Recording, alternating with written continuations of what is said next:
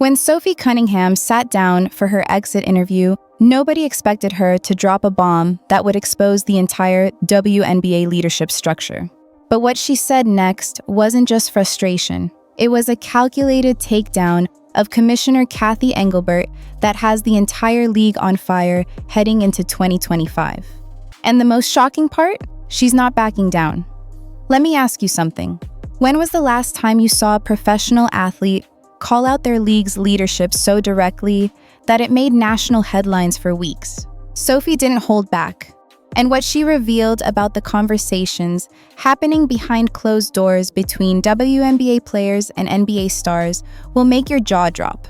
If you're tired of watching talented players get disrespected by clueless executives, smash that like button and drop a comment telling us if you stand with Sophie.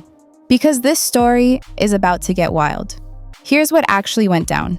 After the Phoenix Mercury's season ended in 2024, Sophie Cunningham did what most players do. She sat for her mandatory exit interview. But instead of giving the usual, "we'll be back stronger" speech, she went nuclear. Quote, "I'm just tired of our league. They need to step up and be better. Our leadership from top to bottom needs to be held accountable. I think that there are a lot of people in positions of power in the WNBA who they might be really great business people, but they don't know about basketball, and that's gotta change." Now, you might think that's just another frustrated player venting after a tough loss. But here's where it gets interesting. Sophie specifically called out the fact that NBA players, the men who play in the most successful basketball league on the planet, are reaching out to WNBA players in shock at how poorly they're being treated. Think about that for a second. Your counterparts in the NBA, who have every reason to focus on their own careers, are taking time to express sympathy because the leadership gap is that obvious. That's not just bad optics, that's a 5-alarm fire. And Sophie wasn't done. She doubled down on the officiating crisis that's been plaguing the league for years. Quote, "We're competing at the highest level, and it's like a battlefield out there when we're disagreeing on the court because of how awful the officials are. Like, that's saying something. Listen to us. We're not going to come for your heads, but I think there is room for improvement to change the criteria when the whole league is asking for it. But when the leadership isn't doing anything about it, why? Why?" But that wasn't the whole story. What most people don't know is that Sophie's comments came right after Napheesa Collier, one of the league's biggest stars, had already fired the first shot. In her own exit interview, Collier didn't just criticize the league. She went straight for Kathy Engelbert's throat with accusations so specific and damning that the commissioner had no choice but to respond. And when she did, it only made things worse. Collier sat down with Engelbert directly and asked her 2 simple questions. First, how do you plan to address the officiating issues that everyone in the league can see are out of control? Engelbert's response? Quote, "Well, only the losers complain about the refs." Let that sink in. The commissioner of a professional sports league dismissed legitimate concerns about game integrity by calling players sore losers. But it gets even more insulting. Collier's second question was about rookie pay. How can players like Caitlin Clark, Angel Reese, and Paige Buchers, who are driving massive revenue increases and record viewership, make so little money in their first 4 years? Engelbert's response was jaw-dropping. She said, quote, "Caitlin should be grateful she makes $16 million off the court because without the platform that the WNBA gives her, she wouldn't make anything." And then she added this gem.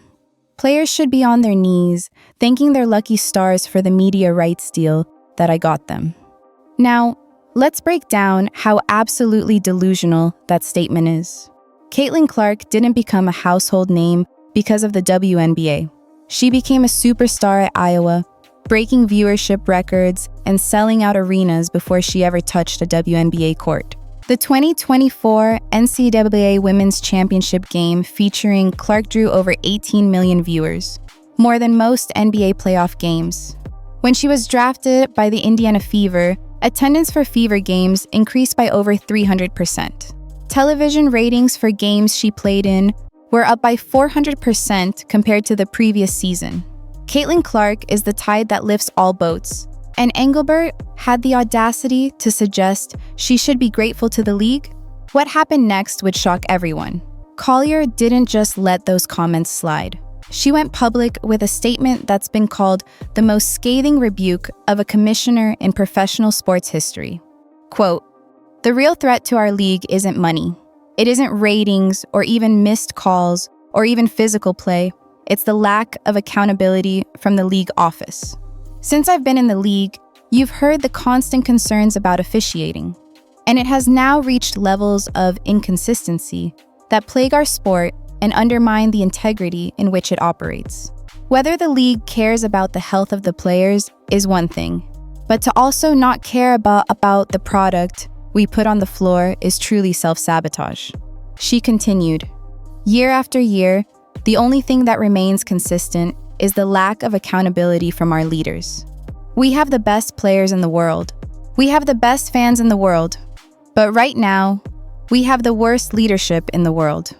That last line, "worst leadership in the world," became the rallying cry for players across the league who had been silently dealing with the same frustrations for years. And here's where the timing becomes crucial for 2025. The current collective bargaining agreement expires after the 2025 season, which means negotiations are happening right now. Players have the option to opt out of the current deal. And with tensions this high, a lockout isn't just possible, it's becoming likely. Multiple reports from inside the league suggest that players are organizing behind the scenes, preparing to take a united stand against leadership if their concerns aren't addressed. We're not talking about minor tweaks to the system. We're talking about a potential work stoppage that could shut down the entire 2026 season. But the fallout didn't stop with Collier and Cunningham. When Engelbert finally released her official response to the player criticisms, it was so tone-deaf that it made everything worse. The statement thanked players for their passion, mentioned how much progress the league has made, and promised continued growth.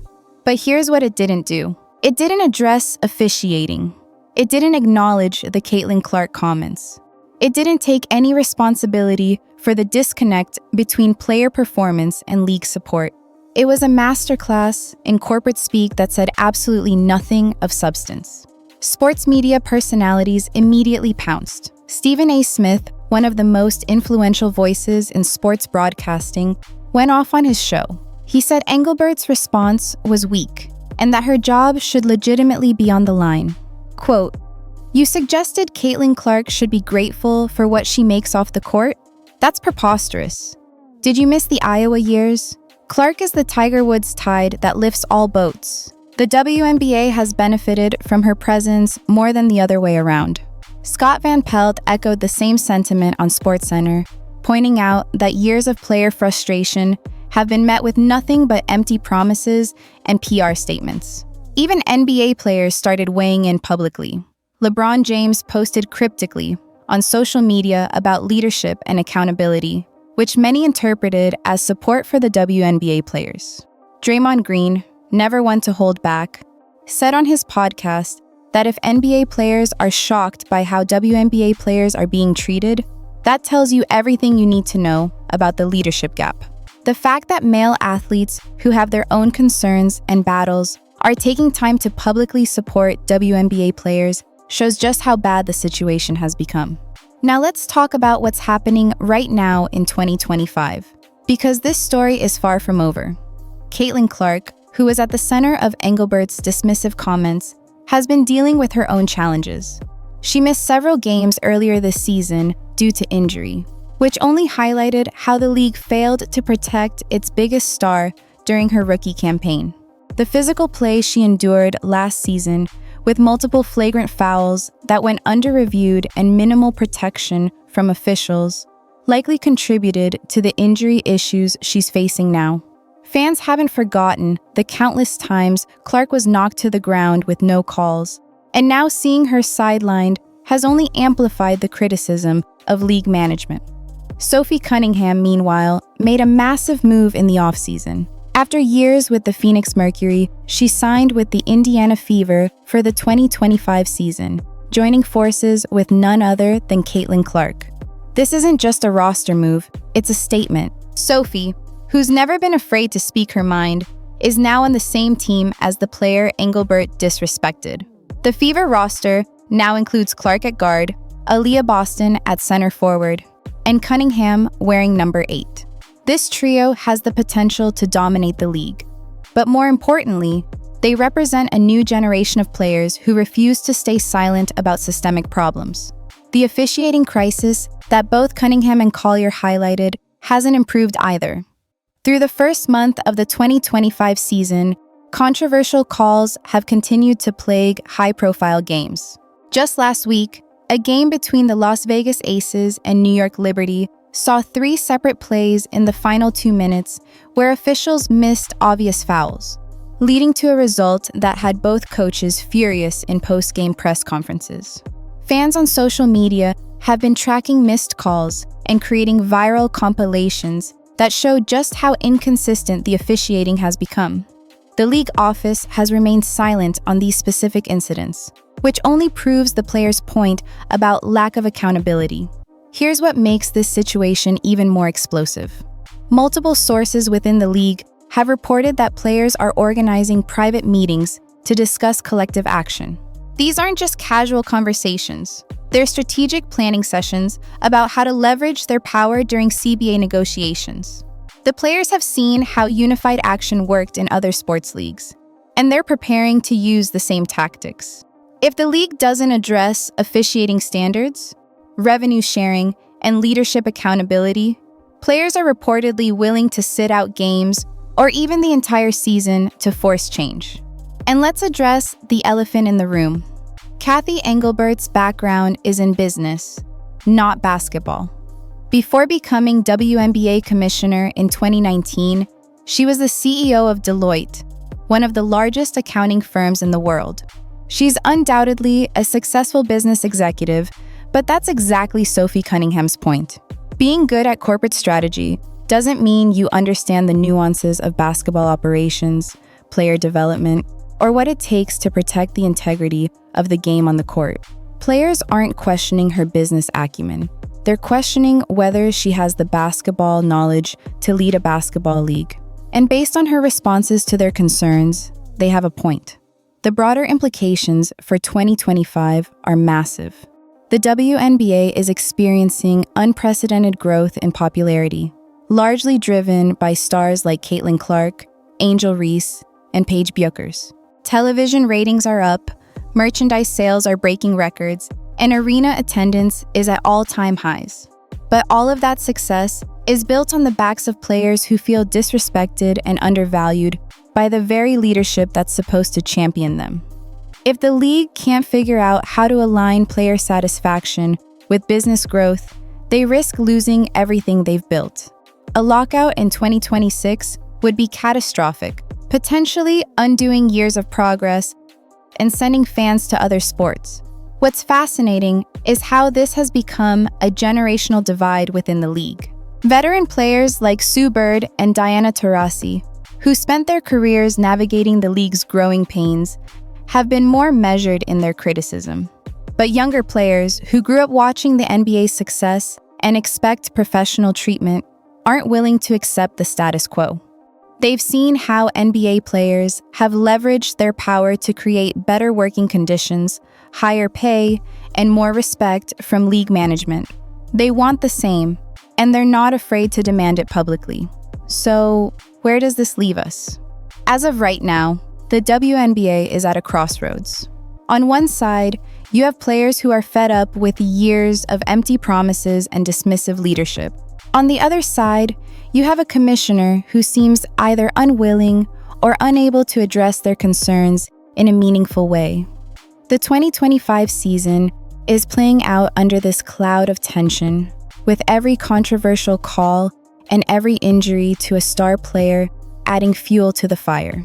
CBA negotiations are ongoing, and the outcome will determine whether the league moves forward together or tears itself apart in a labor dispute.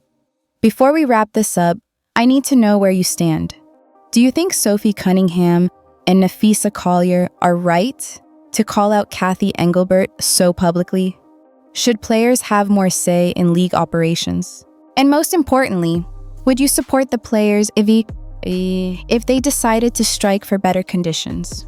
Drop your thoughts in the comments below. And if you want to see more content exposing what's really happening behind the scenes in the WNBA, make sure you're subscribed with notifications on, because this story is just getting started.